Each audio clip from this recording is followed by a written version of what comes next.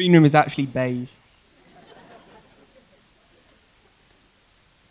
So what most people already know about the Big Bang is that first there was no universe of any kind, then there was a Big Bang, and then somehow that made a universe. And this leads everyone to a quite reasonable question of, well, what went bang? And the short answer to that is nothing went bang. But this goes against what we all think we know about physics and how we think the universe works. The three basic things of physics you need to grasp it are that energy is always conserved. Or you can also word that as the total change in energy is always equal to zero. Whenever energy is lost from somewhere, it must be gained from somewhere else. Whenever energy is gained, it must be lost from somewhere else.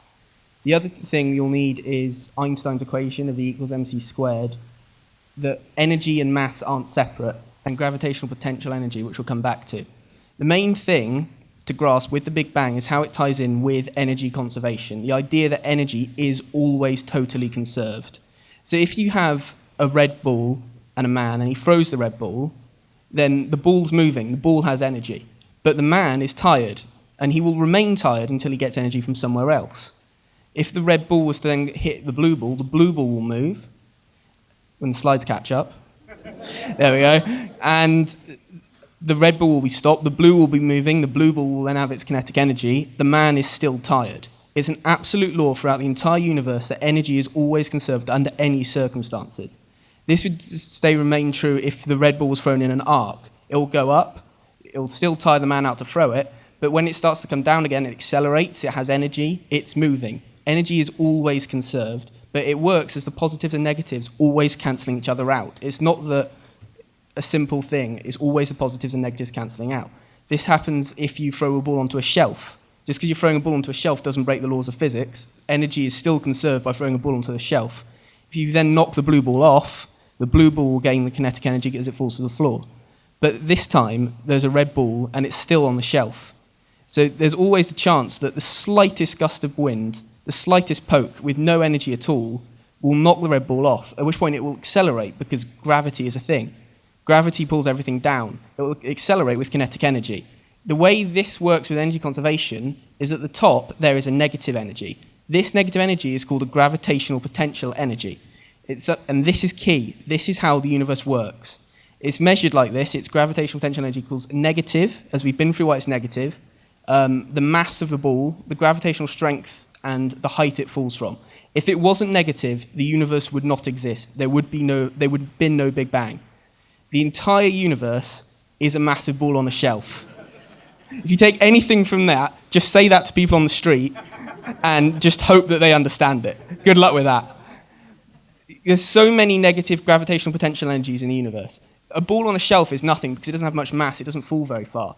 But the moon and the Earth is a massive amount of negative potential energy. The moon weighs 73 billion tons. It's 250,000 miles away. That negative is a massive number. And you can say with even much bigger objects, the Earth and the Sun, that the mass of the Earth is about 60,000 billion tons. The distance is 93 million miles. The gravitational strength of the Sun is much stronger than the Earth's. And then there's every galaxy, every single body that exists within the universe creates these negative potentials.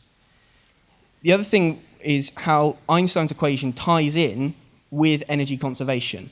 E equals mc squared. Energy and mass are not different things. They have a distinct relation, and energy can be conserved even if it's conserved as mass.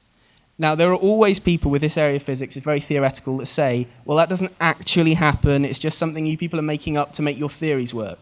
But that's not the case. This here is an image from a cloud chamber that detects the paths of subatomic particles.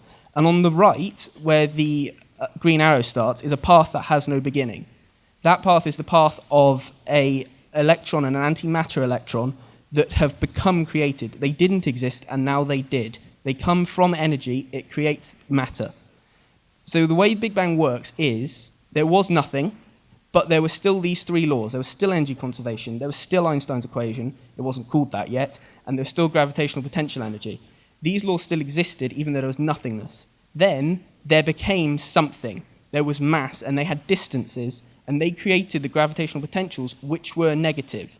There were loads of them across the entire universe. They spread outwards very quickly. That's what an explosion is. And that then creates these massive negative potentials across the energy and the mass.